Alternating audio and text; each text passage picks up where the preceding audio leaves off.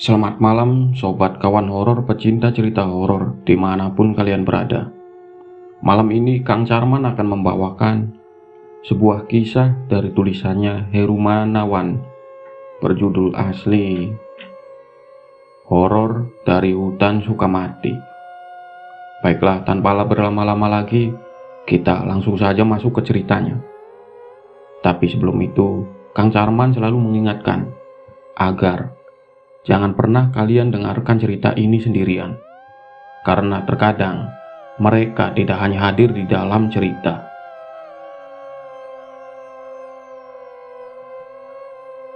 Cerita dibuka dengan pemandangan temaram sebuah hutan belantara yang angker bernama Hutan Sukamati.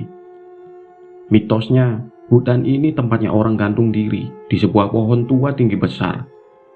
Biasanya, sebelum naik ke dahan yang paling tinggi, ada ritual mengguratkan pesan terakhir memakai pisau atau benda tajam lain di kulit pohonnya. Tampak seorang pemuda menapaki masuk ke dalam hutan. Wajahnya sayu campur sedih, kecewa dan marah. Pakaiannya compang-camping, ada luka sayatan, luka goresan di pipi, pelipis mata, kedua tangan, kedua kaki, pundak, punggung dan dadanya. Jemari-jemari ada bekas luka yang belum kering. Sesekali masih mengucurkan darah. Di tangan kirinya membawa tali tambang, sedangkan tangan kirinya membawa pisau dapur.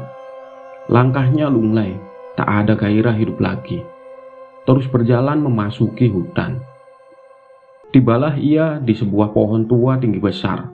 Tampak banyak goresan kalimat-kalimat bernada keputusasaan hidup, kekecewaan dan kemarahan kepada orang, makian, hinaan, tergurat atau terukir di situ, memakai benda tajam. Dengan pisau dapur yang dibawanya, ia mengguratkan beberapa kalimat keputusasaan hidup dan pembalasan dendam kepada mereka yang sering mengejek dan membulinya. Selesai mengguratkannya, ia menggigit pisau dapur lantas naik ke atas pohon, lalu nangkring di salah satu dahan pohon yang cukup besar dan kuat, berjarak 1,5 meter dari tanah. Menghela nafas panjang, kemudian mengikat salah satu ujung tambang di dahan. Sedang ujung tali tambang lainnya ia buat simpul yang bisa dimasukkan ke leher. Ia ikat kuat. Kemudian ia berdiri, mencoba menjaga keseimbangan agar tidak jatuh. Simpulnya ia masukkan ke leher. Ia memejamkan mata. Tampak air mata mengalir pelan di sudut kelopak mata. Ketika membuka mata, tatapannya kosong seolah ia sudah benar-benar pasrah. Sedikit kemudian, ia melompat terjun dari dahan. Tubuhnya menegang, meronta, tapi itu hanya sebentar. Tak sampai sepersekian menit, tubuhnya sudah tak bergerak lagi. Diam kaku. Pisau yang sedari tadi digigitnya sudah terjatuh ke bawah sewaktu tubuhnya memegang tadi. Ibu dan sang kakak perempuannya bersama warga desa datang terlambat. Ibu dan kakak perempuan menjerit histeris melihat adiknya terbujur kaku tergantung di dahan pohon. Dino, Dino. Keduanya terus-menerus memanggil Dino, nama adiknya itu. Beberapa warga naik ke atas dahan pohon, memotong tali tambang dengan pisau dapur yang ditemukan di bawah. Beberapa warga di bawah dengan sigap menangkap jasadnya, lalu dibawa ke desa untuk dimakamkan. Sang kakak perempuan masih terus menjerit histeris. Coba ditenangkan warga tapi malah meronta. Kemudian sang kakak memarahi beberapa warga seusia adiknya, memaki mereka sebagai biang kematian adiknya. Sang ibu berusaha menenangkan dibantu Ki Sabto, orang yang dituakan di desa, dan berhasil. Sang kakak perempuan berangsur tenang apalagi setelah minum jamu bikinan Ki Sabto. Ki Sabto memerintahkan warga menutup semua akses masuk ke hutan, dan langsung dilakukan para warga. Mereka merintangi jalan masuk ke hutan memakai kayu, papan panjang, dahan-dahan pohon, kursi dan meja yang sudah tak terpakai. Ki Sabto puas melihat kinerja warga yang sigap melaksanakan perintahnya.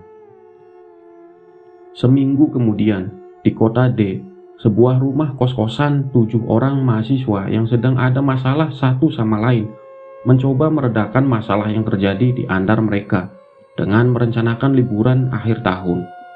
Mereka adalah Sarah, Johan, Rudy, Sinta, Darmo, Ragil, dan Wanda. Johan sedang ada masalah hutang piutang dengan Rudy yang sebelumnya diselesaikannya. Keduanya sudah lama tak bertegur sapa. Johan juga sedang bermasalah dengan Mas Ragil karena berebut cinta dengan Wanda, cewek gebetannya. Sinta tak suka dengan Wanda karena ia sebenarnya mencintai Johan. Sedangkan Rudy memendam kekecewaan kepada Sarah gara-gara cintanya ditolak. Sementara Darmo memendam iri dan kekecewaan kepada 6 temannya yang ia nilai egois, sombong, lebay, dan norak. Sarah inginnya liburan di pantai atau gunung. Johan mengusulkan untuk liburan ke desa Serojo, tempat hutan Sukamati berada. Setelah ia baca koran seminggu lalu, ada kasus bunuh diri dan juga beberapa kasus bunuh diri beberapa hari sebelumnya. Ia ingin menyelidikinya dan memakainya untuk dasar penelitian skripsi yang baru ditulisnya. Agar lebih meyakinkan, Johan beritahu kalau ia punya kerabat jauh yang tinggal di sana. Namanya Ki Sabto. Sarah tetap tak setuju, tapi ia kalah suara dengan Johan. Rudy, Darmo, dan Sinta yang memilih liburan yang diusulkan Johan. Sedangkan Ragil dan Wanda tak peduli mau liburan di mana karena sedang dimabuk cinta. Pada hari yang sudah ditentukan, ketujuhnya berangkat ke desa Serojo untuk liburan. Walaupun masih kesal, Sarah memutuskan tetap ikut. Ia tak mau ada sesuatu yang terjadi kepada Wanda dan Sinta di sana. Ia ingin memastikan dua sahabatnya baik-baik saja. Tiba di desa Serojo, tempat di mana hutan Sukamati berada, Johan meminta Mas Ragil yang menyupiri mobil untuk masuk ke dalam hutan yang ada di ujung desa. Johan beralasan ingin menjelajahi hutan dulu, tapi Mas Ragil menolaknya. Johan yang masih memendam amarah terkait asmara dengan Mas Ragil tersulut emosinya. Mas Ragil meladeninya, keduanya bertengkar hebat. Darmo dan Rudy berusaha menengahi. Pada saat bersamaan, gadis yang sedang berjalan-jalan bersama sang ibu, Bu Farah, melihat pertengkaran hebat keduanya. Gadis berusaha melerai dan mengingatkan mereka untuk jangan masuk ke dalam hutan Sukamati karena angker. Banyak penduduk desa yang bunuh diri di sana. Gadis lantas bercerita tentang Dino, adiknya, yang baru saja bunuh diri di dalam hutan itu seminggu yang lalu. Johan tak mau tahu. Gadis minta maaf sudah turut ikut campur, tapi Rudy malah memarahinya. Bu Farah yang membela sang anak juga kena semprot. Akhirnya, Rudy memutuskan yang menyetir mobil. Mobil Rudy dan rombongan segera berjalan ke rumah Ki Sabto, seorang kenalan Johan, tempat mereka tinggal selama liburan. Nuri dan Darsi, sepasang kembang desa yang tahu ada pemuda ganteng sedang liburan di desanya, datang ke rumah Ki Sabto untuk berkenalan. Johan yang dasarnya otak mesum, senang sekali terutama ketika melihat kemolekan tubuh keduanya. Johan menawari keduanya jadi model panas di kota. Nuri dan Darsi yang merasa dilecehkan marah besar. Johan gak terima dimarahi balas memaki. Sarah dan Sinta yang mendengarnya juga marah, lantas ikut memarahi Johan. Rudy, Wanda, dan Mas Ragil berhasil menengahi. Nuri dan Darsi pun lalu pergi dengan wajah kesal. Johan yang kesal pergi diam-diam tanpa izin ke hutan Sukamati di ujung desa untuk penelitian skripsinya. Ketika kembali ke rumah Ki Sabto, Johan tiba-tiba mengalami perubahan perilaku karena dirasuki arwah Dino yang belum bersih dari dendam. Ia jadi lebih banyak diam. Wanda pun merasa aneh dengan kelakuan Johan sepanjang hari. Tapi Wanda memilih diam, tak menggubris serta tak melaporkannya kepada Sarah atau Rudy. Ketika senja datang, Johan mencuri sabit yang biasa digunakan membabat rumput buat makan ternak sapi milik Ki Sabto. Lalu membunuh Mas Ragil yang sedang tidur satu kamar dengannya secara keji. Kemudian darah korban dilumurkan ke seluruh pakaiannya. Darmo, Sinta, Sarah, dan Wanda tak sengaja memergoki Johan sedang membunuh Mas Ragil. Wanda syok melihat sang pujaan hatinya dibunuh dengan keji. Sinta dan Sarah menyelamatkan Wanda dari amukan Johan kemudian membawanya kabur. Tapi Darmo yang ketakutan tak berkutik dan langsung dibunuh Johan. Leher Darmo digorok Johan memakai sabit. Tak lupa Johan melumurkan darah korban ke seluruh pakaiannya. Rudy yang tiba-tiba datang memergokinya. Johan langsung menyerang Rudy. Tak mau mati konyol, Rudy balas menyerang. Ia bertarung mati-matian melawan Johan. Rudy berhasil membunuh Johan, tapi ia terluka. Arwah Dino gantian merasuki tubuhnya. Kini Rudy melumurkan darah Johan ke seluruh pakaiannya. Rudy seperti mendapat kekuatan baru. Tak tampak lagi seperti orang yang sedang terluka. Rudy yang gantian kerasukan arwah Dino ingin menghabisi teman-teman sepermainan Dino yang dulu sering membuli Dino. Rudy menyatroni satu persatu rumah teman-teman sepermainan Dino di desa, lalu membunuh mereka satu persatu. Ki Sabto kaget bukan main mendapati Mas Ragil, Darmo, dan Johan tewas bersimbah darah di rumah kosong sebelah rumahnya yang ditempati untuk liburan. Lalu mengabari warga desa. Bersama warga desa, Ki Sabto mencari tahu siapa yang membunuh ketiganya. Gadis dan Bu Farah ibunya yang mendengar ada ramai-ramai mencari tahu kepada Ki Sabto. Setelah diberitahu Ki Sabto, gadis jadi punya pikiran ini ulah arwah adiknya, Dino. Tapi itu langsung disangkal Bu Farah, sang ibu. Karena kesal, Bu Farah pergi meninggalkan gadis, menenangkan diri di rumahnya. Ketika hendak menyatroni rumah teman sepermainan Dino kelima yang dulu sering membulinya, Rudy malah bertemu Darsi di tengah jalan. Darsi yang masih marah atas kelakuan Johan saat itu melaporkan kepada Rudy. Tapi Darsi kaget, ia masih diserang Rudy membabi buta dengan sabit. Meski terluka parah, Darsi berhasil kabur menuju ke rumah sahabatnya, Nuri. Nuri sedang mandi di kamar mandi halaman belakang rumahnya. Tak tahu Darsi sedang dikejar Rudy bersembunyi di dalam rumahnya yang tidak terkunci. Rudy mengalihkan sasarannya. Kamar mandi Nuri yang berada di halaman belakang didobrak pintunya oleh Johan. Nuri yang sedang mandi kaget dan berusaha memberi perlawanan.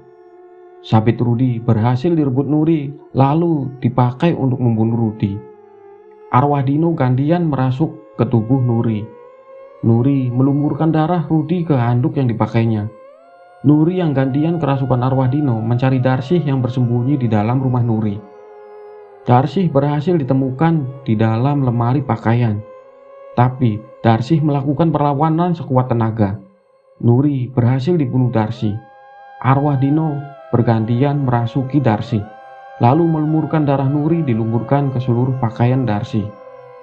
Darsi yang kerasukan arwah Dino lantas kembali menyatroni rumah teman-teman sepermainan Dino yang dulu membuli Dino dan membunuh mereka satu persatu. Total semuanya ada 10 orang. Di tengah aksi pembantaian itu, Darsi yang masih kerasukan arwah Dino bertemu Sinta, Sarah, dan Wanda yang hendak melaporkan kejadian pembunuhan Mas Ragil ke perangkat desa. Darsi tak suka aksi pembantaiannya diketahui orang, langsung menyerang ketiganya dengan sabit berlumur darah itu. Ketiganya lantas berusaha mati-matian membela diri. Sinta berhasil membunuh Darsi. Arwah Dino pun merasuki tubuh Sinta. Darah Darsi dilumurkan ke seluruh pakaian Sinta. Melihat itu, Sarah dan Wanda ketakutan lalu berhasil kabur. Sarah dan Wanda yang lari bertemu dengan gadis. Keduanya tampak ketakutan sekali. Gadis mengajak keduanya ke rumah. Ketika gadis ingin menolong, Bu Farah tak mengizinkan dan menyarankan untuk menunggu Ki Sabto yang akan datang.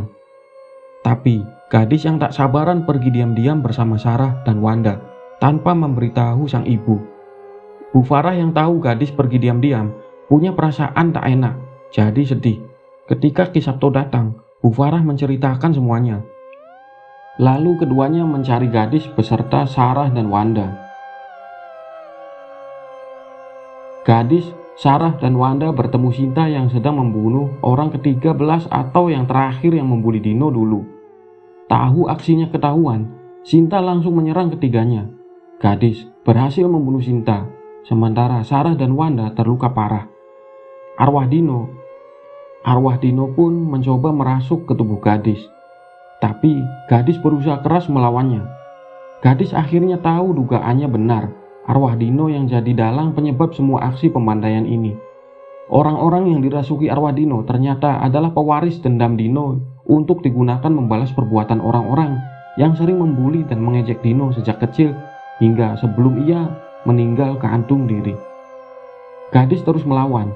Ia tak mau dirasuki arwah Dino, tapi arwah Dino membuka kembali ingatan gadis tentang sang ayah yang suka memarahi dan memukuli Dino, dirinya serta sang ibu.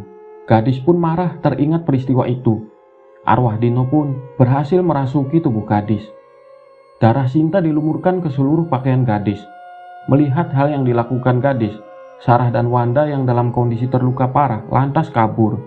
Selesai dengan Sinta, gadis yang dirasuki arwah Dino mengejar target berikutnya, itu sang ibu. Sarah dan Wanda bertemu Bu Farah dan Ki Sabto yang sedang mencari gadis. Keduanya dengan ketakutan menceritakan apa yang terjadi kepada gadis. Bu Farah dan Ki Sabto kaget mengetahuinya, lalu mencari gadis ke tempat di mana gadis membunuh Sinta. Di sana, Farah, Wanda, Bu Sarah, dan Ki Sabto bertemu gadis yang memang menunggu keempatnya. Bu Farah sedih melihat gadis yang bukan biasanya. Ki Sabto memberitahu Bu Farah dan kedua orang lainnya kalau gadis kerasukan. Gadis lalu menjelaskan dengan gaya bicara seorang remaja lelaki kalau ia sekarang adalah Dino, bukan gadis lagi. Bu Farah tambah sedih lagi lalu memberitahu ia sangat menyesal sudah memberikan perlakuan berbeda dan tak adil kepada Dino. Sayangnya, dendam yang ada pada arwah Dino kini semakin kuat, menyuruh gadis untuk menyerang Bu Farah. Sarah dan Wanda juga ikut diserang. Keduanya mati-matian membela diri, sementara Ki Sabto mati-matian melindungi Bu Farah. Dalam pertarungan, Wanda pingsan karena terluka. Sarah lantas mencoba menyadarkan Wanda sambil bersembunyi di semak-semak. Lewat pertarungan seru dengan gadis, Ki Sabto kalah. Tapi gadis tak bisa membunuh Ki Sabto dan Bu Farah karena sisi baik yang ada dalam dirinya tiba-tiba muncul. Gadis memilih terjun ke jurang. Bu Farah dan Ki Sabto tak sanggup mencegahnya. Ki Sabto lalu menggendong Bu Farah yang pingsan ke puskesmas yang ada di tengah desa. Tahu gadis terjun ke jurang, arwah Dino melepaskan diri dari tubuh gadis yang entah pingsan atau tewas, lalu merasuk ke tubuh Wanda yang masih pingsan di tempat persembunyian bersama Sarah. Wanda tiba-tiba tersadar dan menyerang Sarah, tapi Sarah mati-matian membela diri, dan akhirnya Sarah bisa membunuh Wanda dengan batu. Darah Wanda dilemurkan ke seluruh tubuh Sarah. Ketika mencoba menyatroni puskesmas tempat Bu Farah dirawat, bau anyir darah serta tetesan lumuran darah Wanda yang belum kering dari pakaian Sarah membuat sejumlah pasien dan orang-orang yang menungguinya ketakutan luar biasa. Tukang parkir, dokter, perawat, hingga pengunjung pasien yang mencoba menghalangi langsung dihantam atau dilempari dengan batu-batu yang Sarah bawa. Sarah yang dirasuki arwah Dino bertemu Ki Sabto yang sedang menjaga Bu Farah di rumah sakit. Keduanya saling berkelahi hingga membuat gaduh seisi rumah sakit. Ketika Ki Sabto hendak membunuh Sarah yang sudah terdesak, gadis tiba-tiba muncul dan langsung membunuh Sarah. Arwah Dino pun merasuk ke tubuh gadis lagi. Gadis yang sudah dirasuki arwah Dino tak mau melumuri pakaiannya lagi dengan darah dan membunuh Bu Farah. Arwah Dino marah besar lalu mengambil alih gerak tubuh gadis, kemudian menyerang Ki Sabto. Kali ini Ki Sabto mengalahkan gadis, dan gadis memilih kabur. Tapi arwah Dino yang merasuki tubuh gadis belum mau menyerah untuk membunuh Bu Farah. Gadis menyatroni rumah Bu Farah beberapa saat setelah Bu Farah pulang dari rumah sakit. Bu Farah dianiaya gadis. Beruntung Ki Sabto datang lalu membawa gadis. Ki Sabto yang terdesak mengulurkan pistol yang baru kali ini dibawanya. Ketika hendak menembak gadis, Bu Farah malah melindungi gadis. Tembakan Ki Sabto mengenai Bu Farah dan membuat Bu Farah meninggal. Arwah Dino pun puas. Ia meninggalkan tubuh gadis, kembali ke alamnya. Dendamnya sudah terpenuhi.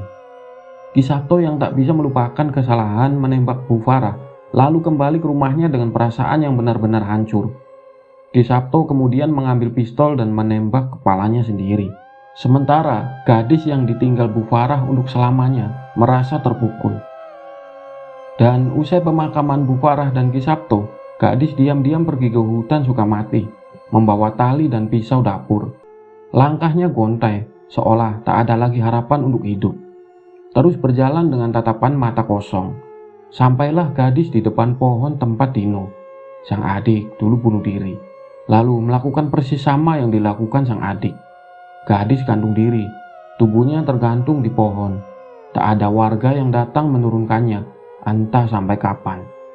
Polisi sendiri kesulitan menangani motif pembantaian di desa Serojo yang menimpa 13 pemuda warga desa dan 7 mahasiswa yang sedang liburan. Lantaran sebagian besar warga desa diam-diam sudah pergi keluar dari desa. Suasana desa pun seperti desa mati. Sementara 7 mahasiswa yang jadi korban pembunuhan langsung dibawa pergi keluarganya masing-masing untuk dimakamkan di kota. Berita misteri aksi pembantaian di desa Serojo dan hutan Sukamati pun jadi headline dan berita utama di koran maupun televisi.